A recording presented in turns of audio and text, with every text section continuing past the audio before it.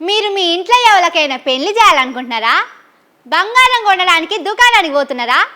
అయితే ఆగండి, మీరు దుకాణానికి పోయే అవసరం లేదు, బంగారం కొనే అవసరం లేదు. మేమే తులం బంగారం పెడతాం, ఆడబిడ్డ పెళ్లి చేస్తామని ఓట్ల ముంగట కొందరు ఊరికి తిరిగిర్రు.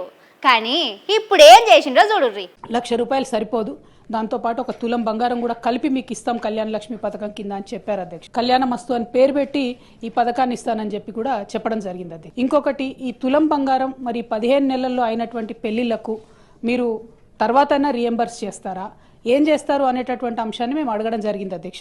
కళ్యాణ మస్తు పథకాన్ని కన్సిడర్ చేస్తున్నారా అంటే సింపుల్గా సాఫ్ సీదా కన్సిడర్ చేస్తలేము అని చెప్పి ఆన్సర్ ఇవ్వడం జరిగింది అధ్యక్ష.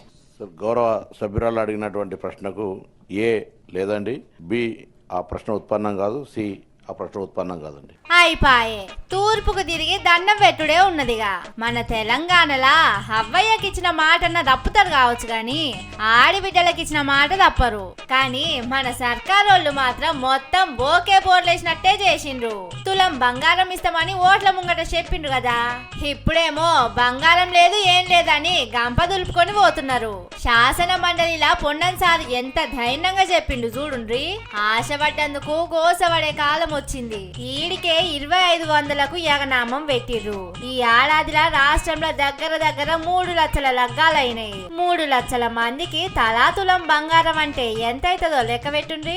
ఆ బంగారానికి ఎంత ఖర్చు అవుతుందో కూడా లెక్క పెట్టుండ్రి. దునియాలా దీనికంటే విలువైన మోసం ఇంకోటి ఉండదు కావచ్చు.